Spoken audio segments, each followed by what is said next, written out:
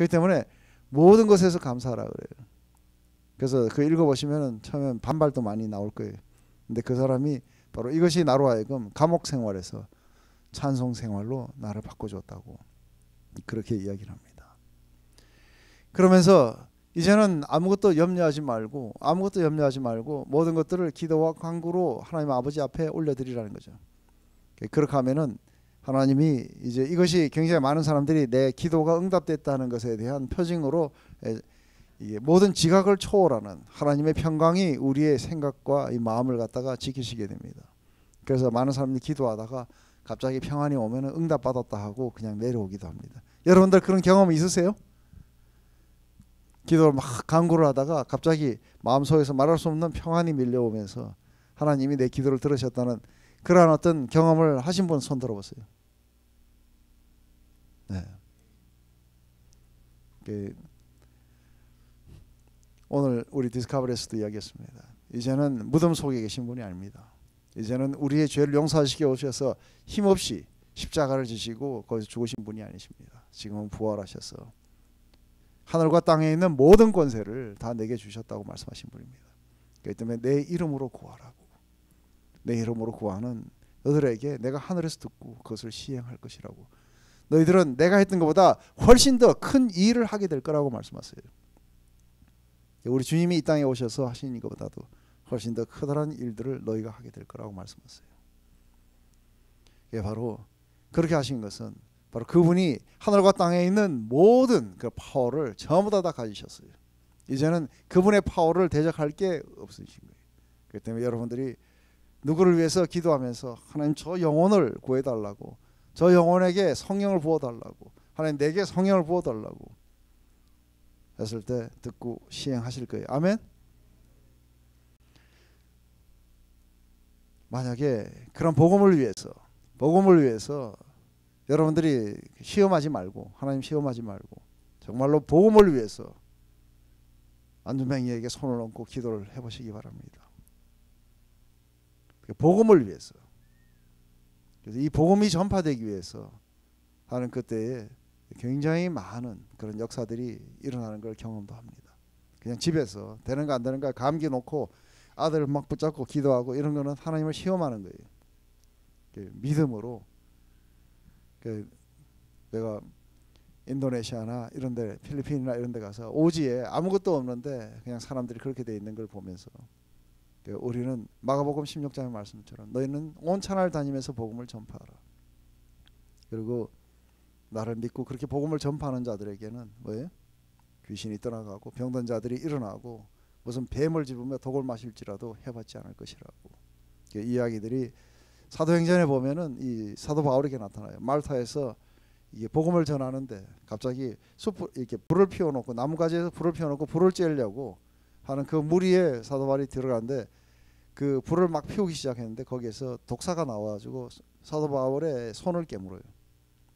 그런데 사도 바울이 탁 떨쳐버리고 끝내요. 해악선.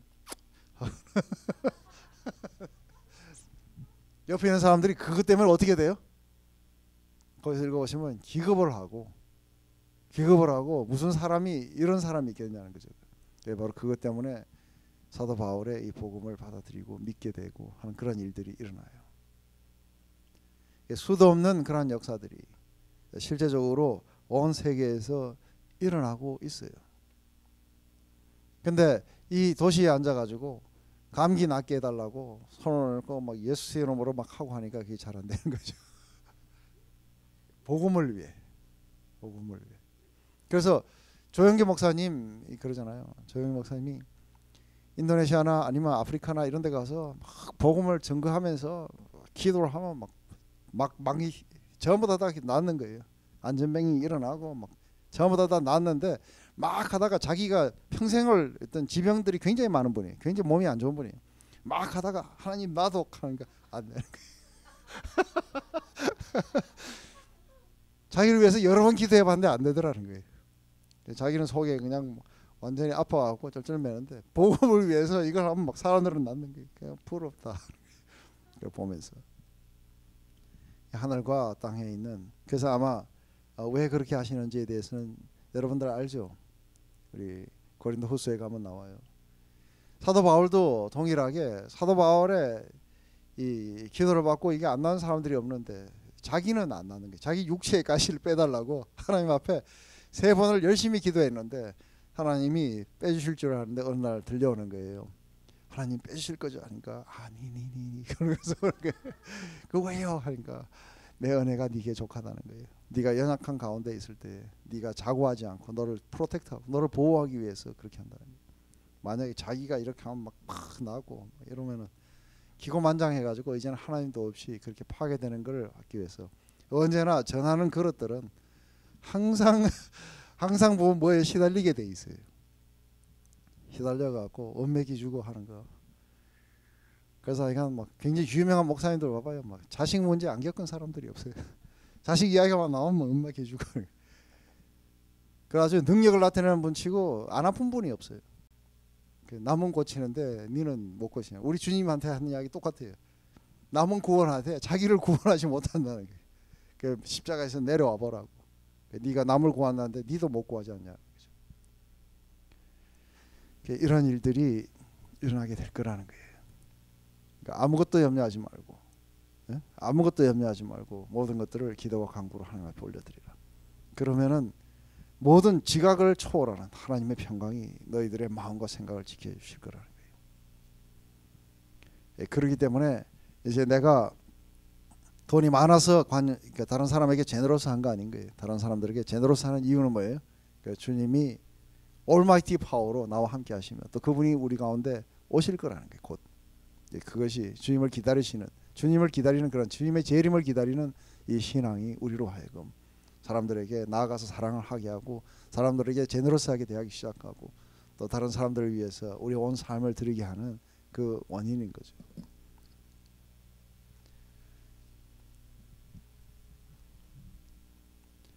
이제 그러면서 형제 여러분 끝으로 말합니다. 여러분은 참되고 고상하고 옳고 순결하고 사랑스럽고 칭찬할 만한 것이 무엇이든 거기에 미덕이 있고 찬사를 보내는 것이 많은 것이 있다면 그것들을 생각하십시오. 또 여러분이 내게서 배우고 받고 듣고 본 것을 실천하십시오. 그러면 평화의 하나님이 여러분과 함께 하실 것입니다. 여기 보면은 우리 교회에 듣고 실천하는 거에 1등인 사람이 있어요. 그래서 오늘 들으면 내일 당장에 실천을 해야 되는 사람이 있어요. 우리 저기 앉아 있는 우리 박진영 자매님. 딱 해갖고 오늘 내가 뭐 문제가 생겨갖고 아주 얼마 전에 굉장히 이 매먼 스피릿이에요. 그 돈을 지배하고 있는 그 스피릿이 잡혀가지고 그래가지고 굉장히 이 돈 한 푼 가지고 벌벌 떠는 지경까지 이렇게 갔었어요. 근데 매먼 스피릿을 어떻게 깨느냐 했을 때 내일부터 당장 주는 연습 해봐라. 그 다음 날부터 막 주는 연습 시작해갖고 지금은 이제 다 주려고 그래요. 그래서 너무 펄라 그래갖고 이제는 조금 자제를 시킬 정도로 하는데 금세 사라져요. 사라지면서 평강과 기쁨이 다시 밀려오죠. 예? 그 모든 것들이 바로 무엇이든지 안에서 생각하고 보고 받고 한 걸 갖다가 뭐예요? 우리 주님도 그런 말씀하시죠, 그죠? 이걸 갖다가 지금 뭐 하세요? 그러면 아직 생각하십니다. 이러면 안 돼요, 그죠? 아직 생각하면 안 되는 거예요. 뭐든지 믿고 맡기고 그 받아들여야 되는 거예요.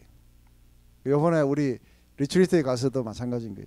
의심하고 그 아직도 생각하는 사람들은 은혜를 못 받아요, 그죠?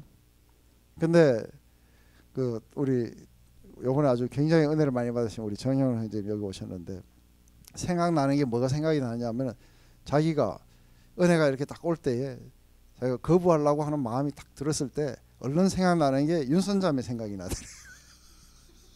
제가 윤선자매 이야기를 아마 그 디스커버리에서 했나 봐요. 윤선자매가 한 2년 전인가 3년 전에 리트리트를 갔는데 키도 크잖아요, 그죠? 저하고 똑같아요.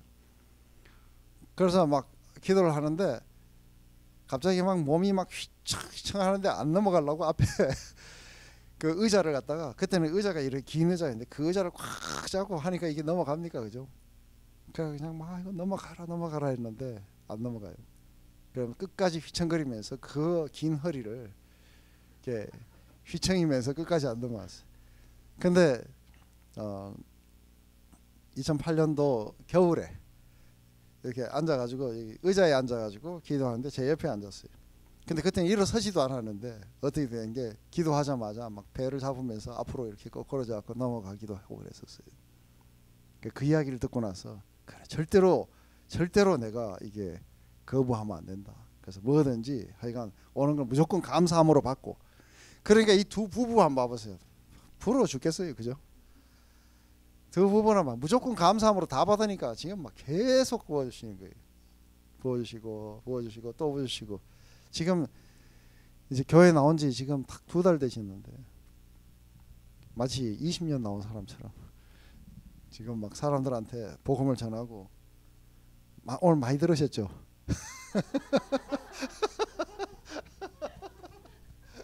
그러면서 우리 전원석 자매님을 저 뒤에 부인하고 좀 한번 교제를 나눠봤으면 좋겠다고 초청도 하고 그래요.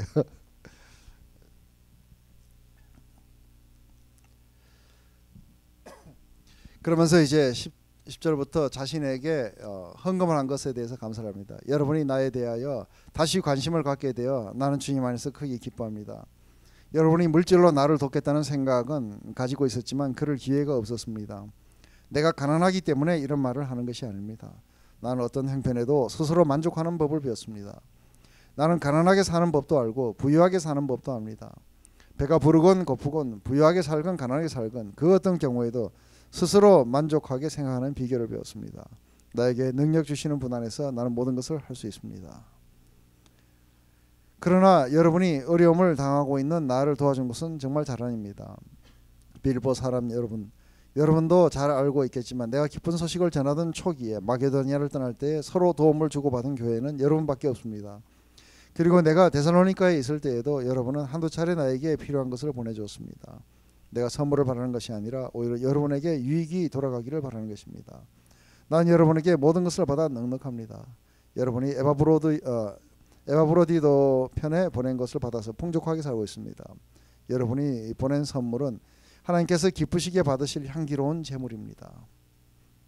나는 하나님이 그리스도 예수님을 통해 영광 가운데 그분의 풍성함으로 여러분의 필요한 모든 것을 넘치게 채워주실 것입니다. 하나님 우리 아버지께 길이 영광이 있기를 바랍니다. 아멘.